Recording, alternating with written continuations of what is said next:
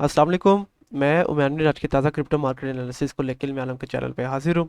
अभी सबसे पहले बात की जाए तो आज है 10 अक्टूबर 2021 और अगर बिटकॉइन की फॉरवर्ड टाइम पीरियड पे बात की जाए तो जैसा कि आप लोग यहाँ पे देख सकते हैं कि बिटकॉइन तकरीबन साइड बाय साइड रन दिखा रहा है।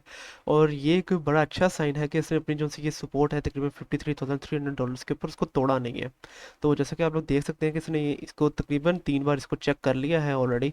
और तीनों बार ही यहाँ से बाउंस बैक ही हुआ है बिटकॉइन। और अगर सम हाउ बिटकॉइन की जो सी वैल्यू है वो इस अपनी जो सी सपोर्ट है उसको तोड़ के नीचे आ जाती है तो उसके बाद इसकी जो सी अगली सपोर्ट होगी वो तकरीबन $55,900 के ऊपर होगी। और अगर मैं आपको दिखाता चलूँ तो ये काफ़ी लेवल के ऊपर इसकी एक रेजिस्टेंस भी रह चुकी है। और अब यहाँ पे ये इसकी एक एज अ सपोर्ट के तौर पे काम करेगी। उसके अलावा जैसे कि मैंने आपको कल की वीडियो के अंदर बताया था कि अगर बिटकॉइन के अंदर समहाउ ये जो बुल फ्लैग आया था इतना ही बुल फ्लैग दोबारा आता है तो इसके बाद बिटकॉइन की जो सी वैल्यू है वो तकरीबन अपनी जो सी एक बड़ी अच्छी जो सी रेजिस्टेंस है तकरीबन $59,500 के ऊपर वहाँ तक बिटकॉइन की जो सी वैल्यू है वो चले जाएगी। उसके बारे में अगर मैं आपको दिखाता चलूँ तो जैसे कि आप लोग यहाँ पे देख सकते हैं कि कई लेवल्स के ऊपर इसकी सपोर्ट और कई लेवल्स के ऊपर इसकी एक रेजिस्टेंस $59,500 के ऊपर रह चुकी है। तो देखते हैं कि इतना ज़्यादा जो सा वॉल्यूम है वो बिटकॉइन के अंदर कब आता है और कब बिटकॉइन की जो सी वैल्यू है वो तकरीबन $59,500 तक जाती है। और उसके अलावा यहाँ पे अगर मैं आप लोगों को फिबोनाची रिट्रेसमेंट जिनसे है वो अगर मैं आप लोगों को दिखाता चलूँ तो उससे आप लोगों को काफ़ी अच्छा एक जो आइडिया है वो हो जाएगा। तो जैसे कि आप लोग देख सकते हैं कि इस वक्त बिटकॉइन की जो सी वैल्यू है अपनी तकरीबन जो सी गोल्डन पॉकेट है तकरीबन 0.65 वाली उसको टच करके ऊपर जा रहा है। और इस वक्त अपनी जो सी ये दूसरी गोल्डन रेशियो है जो कि 0.786 है तकरीबन उस तक पहुंचता है और लेकिन वापस बाउंस बैक कर जाता है। तो देखते हैं कि कब तक बिटकॉइन की जो सी वैल्यू है अपनी इस गोल्डन पॉकेट को तोड़ती है और फिर ऊपर जाती है बिटकॉइन की वैल्यू। और बिटकॉइन की वैल्यू को अगर तकरीबन 59,000 तक जाना है तो तकरीबन 1 से 2 कैंडल्स को अपनी जो से रेजिस्टेंस है $56,100 उससे ऊपर बंद होना पड़ेगा फिर बिटकॉइन की वैल्यू तकरीबन $59,500 तक जाएगी। इसके अलावा आगे चलते चले तो बिटकॉइन के डोमिनेंस के बारे में बात करना चाहूँगा। तो बिटकॉइन की जो से डोमिनेंस है वो थोड़ी कम हो रही है और अगर अभी बात की जाए तो तकरीबन 43.91% के ऊपर चल रही है। तो ये भी काफ़ी अच्छा साइन है आल्ट कोइंस के लिए और इस वजह से हम लोग देखेंगे कि आल्ट कोइंस की जो सी वैल्यू है वो थोड़ा अच्छा पंप दिखा रही होगी। तो आज चूंकि बिटकॉइन का जो एनालिसिस है वो थोड़ा कम था तो आज मैं जो एथेरियम का एनालिसिस है वो आप लोगों के साथ शेयर करता चाहूँगा। तो इथेरियम के बारे में अगर बात करते चलें तो अभी तकरीबन $3,597 के ऊपर ट्रेड हो रहा है तकरीबन $3,600 तक ये पहुंचने वाला है। और इसके बारे में अगर देखते चले तो इसने जो सी अपने ये बुल रन दिखाया था अगर सम हाउ इतना ही जो वॉल्यूम है बिटकॉइन के अंदर उतना वापस आ जाए तो इसके बाद इसकी जो सी वैल्यू है वो तकरीबन अपनी जो सी रेजिस्टेंस है तकरीबन $3,839 के ऊपर उस तक वापस चला जाएगा। और यहाँ पे आप जैसा कि आप लोग देख सकते हैं कि कई लेवल्स के ऊपर इसकी एक रेजिस्टेंस भी रह चुकी है और कई लेवल्स के ऊपर इसकी एक सपोर्ट भी रह चुकी है। तो इतना जो सा ये बुल फ्लैग दिखाया था बुल्स ने अगर उतना ही ये दोबारा दिखाते तो एथेरियम की जो सी वैल्यू है वो अपनी रेजिस्टेंस तक वापस आ जाएगी। और इसके अलावा यहाँ पे एक ट्रेंड लाइन दिखा के मैं आप लोगों को कुछ अच्छा जो साइन एथेरियम ने दिखाया है रिसेंटली वो दिखाना चाहूँगा। तो जैसे कि आप लोग देख सकते हैं कि यहाँ पे एथेरियम की जो सी वैल्यू है वो हायर हाइस बना रही थी अनटिल अनलेस ये जो सी वॉल्यूम है ये जो सा वॉल्यूम खत्म हुआ था एथेरियम के अंदर उसके बाद इसकी जो सी वैल्यू है वापस अपनी जो सी सपोर्ट है तकरीबन $3,529 उस तक वापस चले गई थी। लेकिन एक और अच्छी न्यूज़ यहाँ पर ये है कि इसके बाद इस कंटिन्यूटी नहीं रही एथेरियम की वैल्यू को नीचे जाने में बल्कि उसके बाद उसने दोबारा से जो हायर हाइस है वो बनाना शुरू कर दिए हैं। तो माना कि अभी वाले जो से हायर हाइस हैं ये थोड़े छोटे हायर हाइस हैं लेकिन still it is actually a good sign for Ethereum. और इसके बाद हम लोग देखेंगे कि इथेरियम की अब जो सी वैल्यू है वो थोड़ी बहुत ऊपर ही जाना शुरू करेगी और इसके बहुत जल्द समहाउ अगर अपनी जो सी कुछ कैंडल्स इस लेवल से ऊपर मतलब कि $3,639 से ऊपर बंद करते हैं तो उसके बाद अगला जो सा लेवल होगा इथेरियम का वो तकरीबन $3,839 होगा।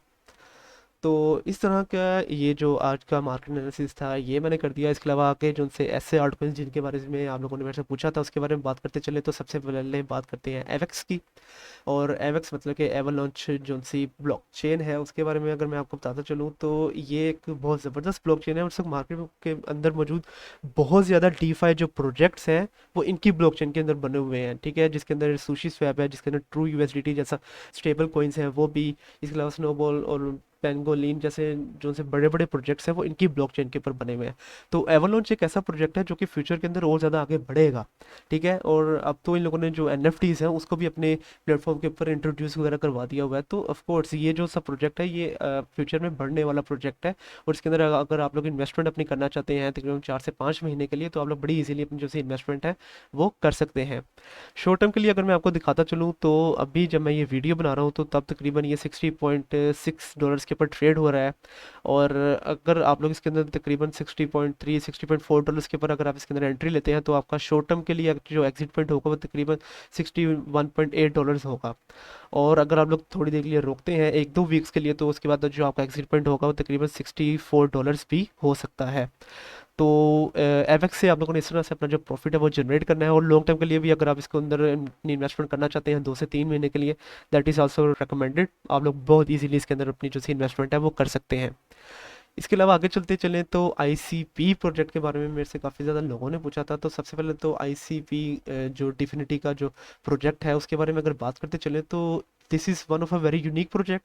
और मार्केट के अंदर बहुत कम ऐसे प्रोजेक्ट मौजूद हैं। और ये जो सा प्रोजेक्ट है उसके बारे में अगर मैं आपको बताता चलूँ तो इस वक्त ये मतलब कि इंटरनेट कंप्यूटर प्रोटोकॉल ICP जो है वो दुनिया के अंदर web serving public blockchain network के तौर पे इंट्रोड्यूस करवाया गया है।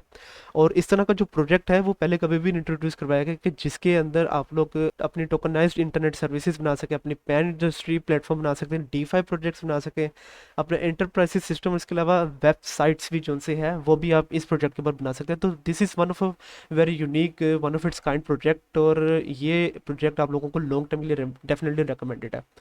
थर्ड जनरेशन की ये क्रिप्टो करेंसी है और फ्यूचर में इसका जो यूसेज है वो और भी ज़्यादा होगा। तो ये प्रोजेक्ट आप लोगों को लॉन्ग टर्म के लिए भी रिकमेंडेड है।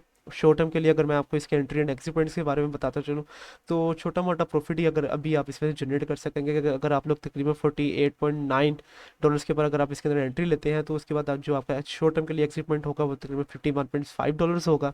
और अगर आप लोग 1-2 वीक्स के लिए रुकते हैं तो उसके बाद जो आपका एग्जिट पॉइंट होगा वो तकरीबन $55.92 भी हो सकता है। और अगर आप लोग तकरीबन $48.9 के ऊपर अगर आप एंट्री लेते हैं तो उसके बाद आपका जो स्टॉप लॉस होगा वो तकरीबन $47.64 भी होगा। तो इस तरह से आप लोगों ने इसके अंदर से अपना जो प्रॉफिट है वो जनरेट करना है। इसके अलावा आगे चलते चलें तो टीवी के प्रोजेक्ट के बारे में मेरे से कुछ लोगों ने पूछा था। तो सबसे पहले तो टीवी के मतलब कि टेरा विर्चू जो सी एक मार्केट प्लेस है NFTs का, उसके बारे में बात करते चलें तो ये one of a very unique market place है NFTs का। मतलब कि ये लोग ज़्यादातर कलेक्टिबल्स जो है NFTs की वो इंट्रोड्यूस करवाते हैं। कलेक्टिबल्स के बारे में अगर मैं आप लोगों को बताता चलूँ तो इसके अंदर आ जाती हैं लोगों की बहुत ज़्यादा कलेक्शन डिफरेंट किस्म की। और सबसे अच्छा जो इन लोगों का एक सिस्टम है मतलब कि इस मार्केट प्लेस का वो ये है कि फ्यूचर के अंदर आने वाली जो सी गेम्स हैं उनके जो से करेक्टर्स हैं वो यहाँ पे बहुत ज़्यादा सेल होते हैं। मतलब कि लोग क्या करते हैं कि उन लोगों ने डिफरेंट किस्म के जो करेक्टर्स हैं वो अपनी उसकी पूरी कलेक्टिबल बना दी हुई है और उसको इनके मार्केट प्लेस के ऊपर लगा दिया हुआ है। तो फ्यूचर के अंदर अगर किसी ने अपनी कोई गेम बनानी है, मतलब कि वो गेम कोई भी हो सकती है, वो प्ले टू अर्न गेम भी हो सकती है और वो कोई आम गेम भी हो सकती है।